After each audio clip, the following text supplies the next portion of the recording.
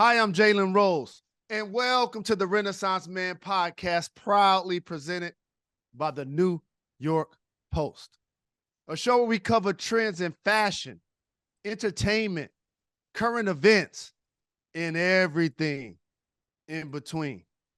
My next guest is a basketball prodigy, my former teammate, who's one of the greatest shooters and ball handlers that the NBA has ever seen.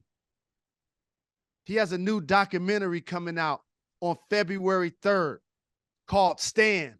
You see this hoodie that I'm rocking? You got to go out and cop one. It is my honor to represent the incredible Mahmoud Abdul-Rauf to the Renaissance Man podcast. Thank you, my brother. Man, thank you even more. I appreciate you. So give me a snapshot in the audience. I know your history. You know how much I love you and a fan of your background and everything you accomplished. But give our readers and listeners a snapshot of what it was like growing up in Gulfport, Mississippi. Oh, man, about 4 or 5 blocks from the beach, single parent, poverty, being misdiagnosed up until the 11th grade. Uh, just real tough, not knowing my father, still don't to this day. And just all of the, challenges, man, and the struggles that come with navigating through all of that, trying to find yourself, who you are, what you want to become. And when you're poor, you don't have as many opportunities, obviously, as people that aren't poor. So you have to develop that mental toughness real early, that life or death mentality. So yeah, it was tough. So for those who kind of gloss over the effects of being poor and how it affects your psyche, how it affects so many things, in particular as a young person, talk to me about the conditions you grew up in. Oh man, I mean, when you grow up in the ghettos, man. I mean, you're surrounded by prostitution, you're surrounded by drugs. Uh, you know, there's food shortages that you have to contend with, and a lot of people, that hadn't gone through that don't realize just statistically, when you're malnourished, your emotions, your brain don't think the same, so that's just a constant because you're not eating not only proper foods, but sometimes you don't have enough to eat. And so those things, man, weigh on you. And then you grow up and you're constantly, especially if you're black, you're being looked at as another person, as the other, as less than. And then you begin to develop, unfortunately, many of us, we develop, this like in a sense that we're inadequate, this inferiority complex to a degree. And if we're fortunate, we fight out of it. And a lot of us get to this point where we're able to fight it. But that's a lot what you're dealing with day in and day out. And on top of that, having Tourette syndrome, to add to that, and not even knowing that you have Tourette syndrome, you're just being told you have habits, thinking you're crazy. That's another level. So talk to me more about the misdiagnosis of your Tourette syndrome and the effects of that as you were growing up. Man, we went to the doctor. I can remember like yesterday. I'm sitting in there, man, and he tells my mother that, well, he has habits. They come and they go. And then he prescribed these huge orange pills that looked like they had jelly in the inside. And boy, I couldn't take them for long before I started throwing them into the cinder blocks, giving my mother the impression. But, just to tell everybody, and in your young mind, you can't really put your finger on it, but we didn't trust what the doctor tell you. But still, something wasn't right about just these are habits, they come and they go. So most of my life was like, man, these are habits, they come and they go, and I would try to explain it. And but yeah, that my mother took me to the hospital. They put EKGs in my head, told me I had to stay up for like 24 to 48 hours. I couldn't sleep. I don't know what that was for, to no avail. And just going through all of that, man, just trying to figure out what's wrong. My mother for years thinking that I was not listening to her, because I started off with blackouts at first. I wouldn't, just wasn't ticking like verbally and throwing my arms and stuff like that, popping my neck. So it looked like I was going to sleep. And she said, hey, boy, don't go to sleep without washing those dishes. Next thing you know, I got a slap across my, I said, Mom, I'm not asleep, right? And she felt bad years later, because she didn't know that I was dealing with that condition. So you were poor. You were dealing with a condition that was misdiagnosed, and kids can be some of the most brutal critics of one another. Mm-hmm. What was it like for you as a student in elementary and middle school and high school navigating those challenges? Oh man, like you say, to navigate going through all of those different levels of grade school, man, and trying to hide what is almost impossible to hide. Because, like you say, children are brutal. They'll call you names. And this is another I mean, I was always taught to be respectful and kind and all of that, but even extra when you know you No, got I'm on it, but you can jump in. I mean, it doesn't. Oh, sorry. when you have people that could see your condition, you have to make sure that even more so, man, you the kindest, you get along with people for the most part, but still they're gonna come at you. They're gonna joke. I can't even remember all the names they used to call me. But I think one of the things I was blessed to have at my advantage, man, I was a great in sports. Mm-hmm. And so if they did try to jank on me and talk to me, when I got them on the basketball court, I try to take it out on them. And give them that get back. You know what I mean? Uh-huh. But it was brutal, but also, man, it was difficult to learn because while I'm sitting in class, I'm so busy trying to stay still and not have the vocal and verbal tics so that people won't ridicule me and chastise me. So it was hard. You can't possibly listen to the teacher and learn while you're also trying to sit still. Wow. And that made it difficult, which ended up leading to me being admitted into a slow learning class in junior high. Wow. Yeah, and I said, Mom, I don't need this class. It's just that it takes me longer to get it because of my condition. But she put me in there anyway. And if it wasn't for that white school teacher, they gave us about a couple of months. He said, if you can show me you don't belong. And so I buckled down. He said, you don't. I said, that's what I've been trying to tell y'all. And they got me out. But that was humiliating for me, man, to go through that. When did you fall in love with basketball? Man, I fell in love with basketball. I would say the love, fourth grade. I was like 9, 10 years old. And it was something that, I mean, I flirted with a lot of sports like a lot of us did, but basketball was something. And two, having Tourette's, man, putting on all them uniforms, football, how long it took, it was just taxing. So basketball just came more natural for me. It was easy. All I needed some shorts, a basketball and go. And so it was something, man, the fluidity of it, the creativity, just the angles. And it came more natural to me. And that's when I fell in love with it, like 9, 10 years old.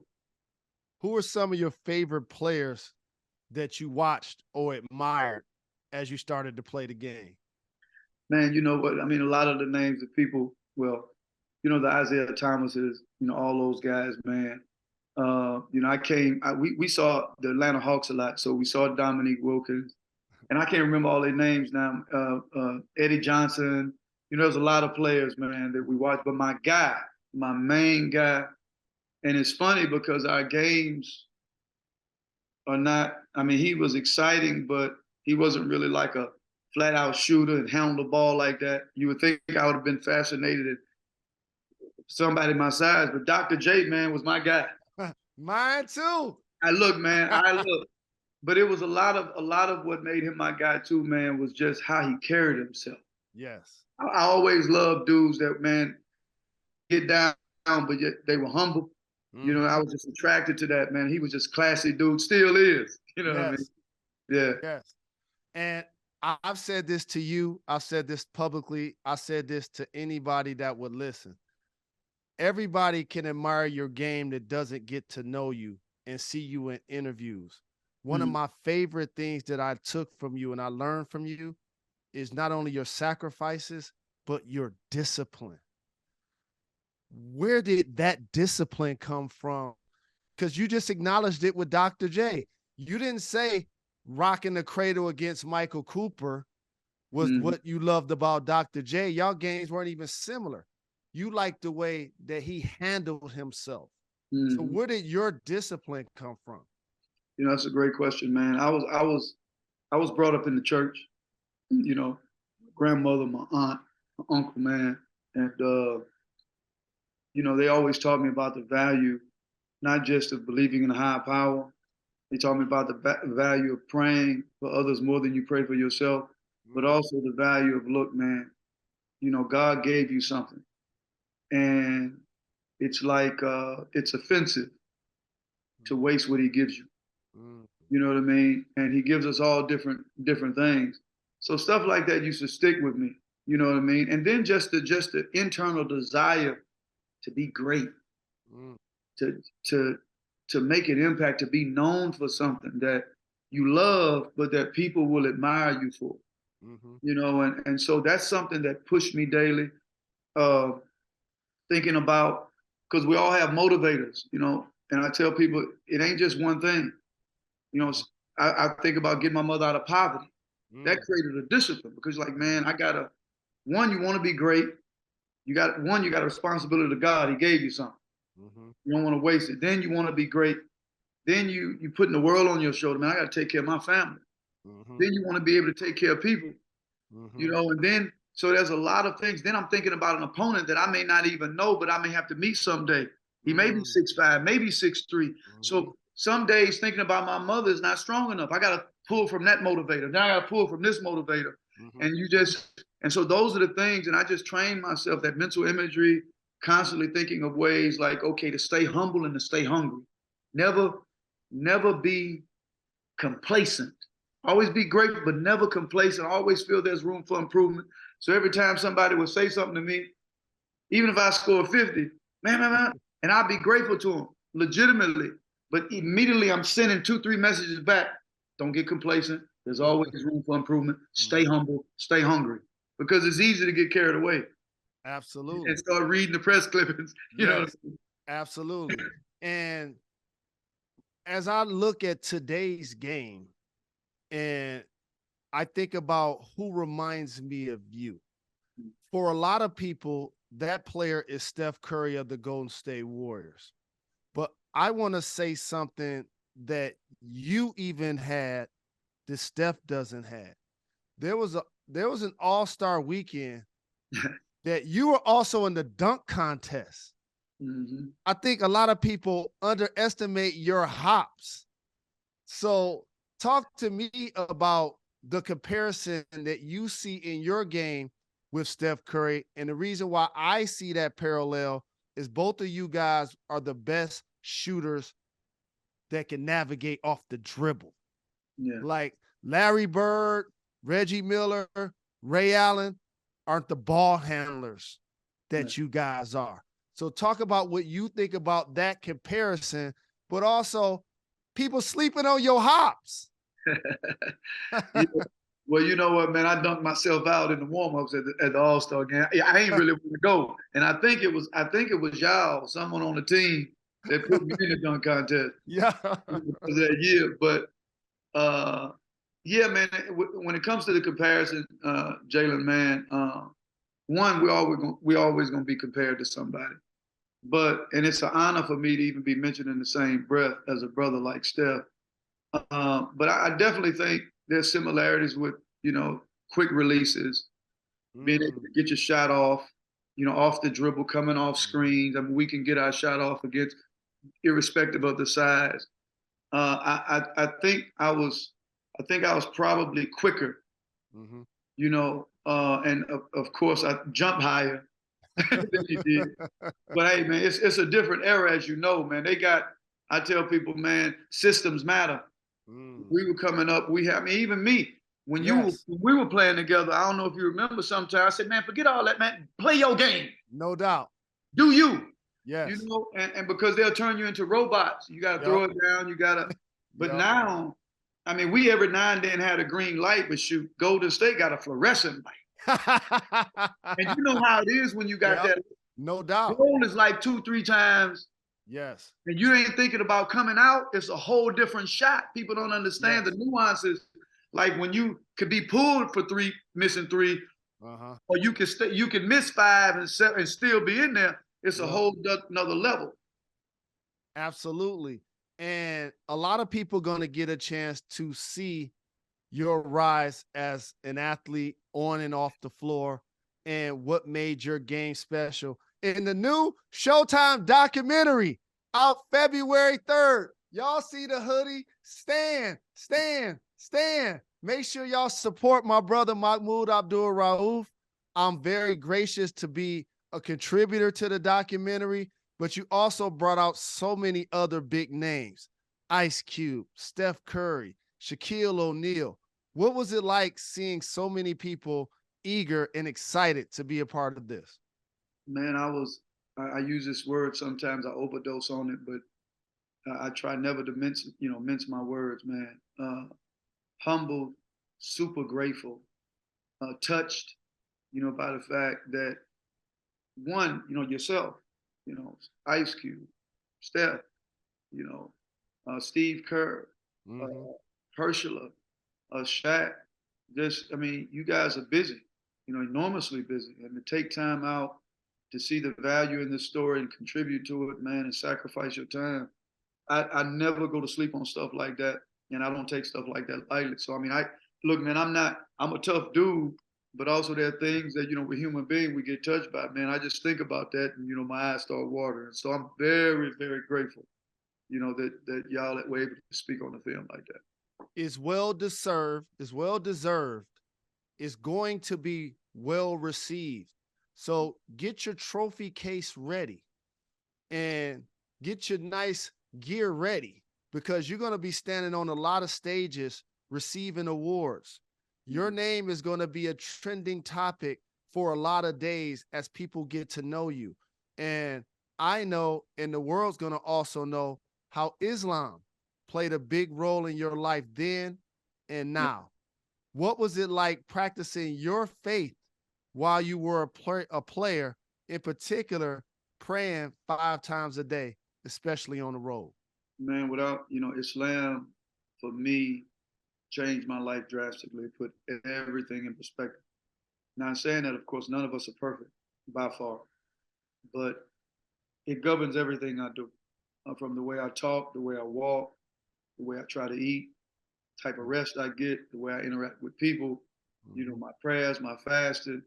And so it gave me a balance that I hadn't had before. Because before Islam, man, I was eating my way out the league. You know what I mean? I saw that article saying he's a bust. And then I started reflecting about all the hard work. Then when I became a Muslim, I go through Ramadan.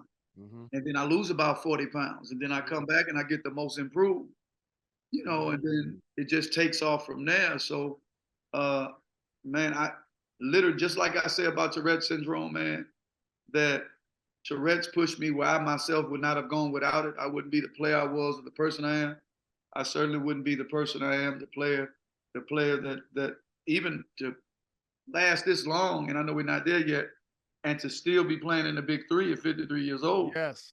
That's a huge. So Islam has done all of that for me, man, as well as influence and motivate me towards educating myself and being tough and standing up for things.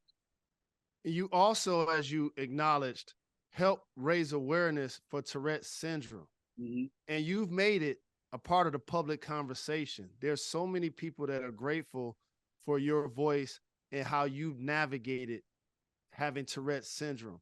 So can you talk to those who may be also dealing with Tourette syndrome and give them some words of encouragement? Yeah, well, just not Tourette syndrome, just any physical, emotional challenge, man. You know, Tourette's is that neurological, what they call disorder. Mm-hmm. That it's like your mind and your body on two different wavelengths, Mm-hmm. right? And I know there's a great book by Malcolm Gladwell called David and Goliath, and it Mm-hmm. talks about how we perceive advantages and disadvantages. Mm. And when it boils down to it, Jalen, it's about perception. You know, you got a choice to look at. I remember this scene in Ray, and she was telling him, not verbatim, she said, "You ain't no cripple. They ain't gonna treat Mm. you like no cripple."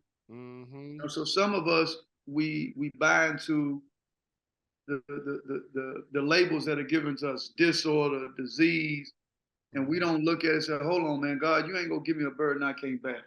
Mm-hmm. You gave this to me. Your aim is not to demoralize and to dehumanize. You giving this to me because you're trying to teach me something.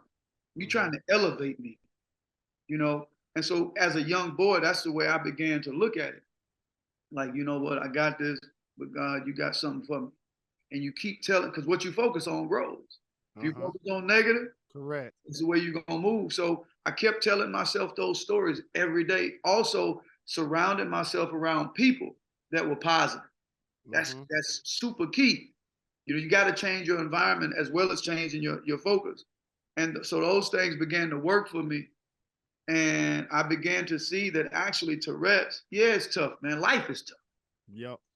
But Tourette's has elevated me in ways in basketball and even just a human Mm-hmm. because it makes you more sensitive, empathetic, and Mm-hmm. sympathetic to what people go through because you got something that, man, it's hard to control.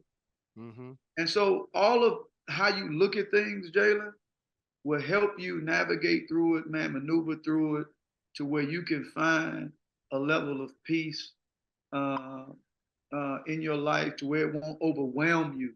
Because Mm-hmm. right now, this is the worst time in the history of the world, I think, where you have so many young people never before have had the levels of mental illness and Yep. committing suicide that they commit nowadays.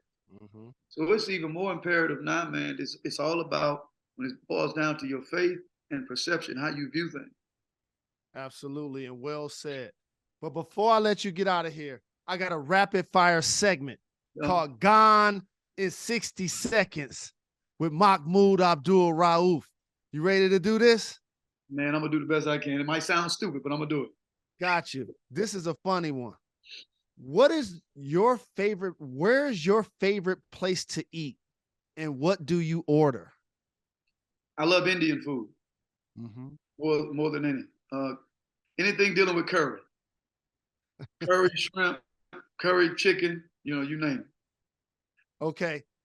A lot of people talk about the best ball handlers in the history of the NBA. So I'm going to ask you, as one of the best shooters and ball handlers, can you give me the top 5 ball handlers that can also shoot it? And I know 2 of them, you and Steph Curry. Kyrie, Mm-hmm. Isaiah. I don't know, man. It's very few people that are elite ball handlers and elite shooters. So we'll go with 4. I got another one for you. As you were doing this amazing documentary called Stan, it's out February 3rd. Make sure you check it out on Showtime. What other athlete should get the documentary treatment like this and why? Oh, any athlete. Mm. I don't know. He probably already had. He has so many. I mean, I love to see an in-depth. I don't know if they have one of him or not, man. I love to see an in-depth uh, documentary on Hussein Bolt. I love to see an in-depth documentary on. I don't even know if they've had one on Bill Russell Mm. because I know he don't sign. He never signed Right. autographs. Right. And just getting into his mind. You got, man, 11 championships, and then the things that he went through. I know he had a book, but I don't know if he ever had a documentary. That's But I a mean, great one. he's not living anymore. But ooh, there's so many people you can pull from, man. Yourself. Thank Everybody you. has a story, Yep. and Yep. everybody's story compelling. You know what I mean? Like, look at where you came from, what you achieved, and what you're doing now. That's Mhm. a man. You want to talk about inspiration? Thank You you, know what I brother. mean? Thank you, brother. Yeah. I appreciate that. And last but certainly not least, you mentioned Ray, the movie, which is a classic. So please acknowledge for me 3 movies that you love and why. Oh, that's easy. Well, I'm gonna go across genres. I like The Message because it's about the life of the Prophet Muhammad. Mhm. Right. I love Braveheart. Mm. I love that story. You know, uh, it's about resilience and bravery and you know revolution. And you know what I like? I'm gonna go all the way. I like the old movie Shaka Zulu. Ooh. Ooh, you coming with the classics, Yeah, the throwbacks and the classics. yeah. Well, I appreciate you, my brother. I love you. I'm grateful for you.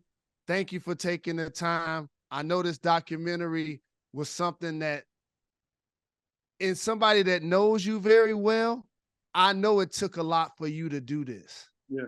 So thank you for giving us this. We deserve it. You deserve it. Thank Appreciate you. you, my brother. Appreciate you more.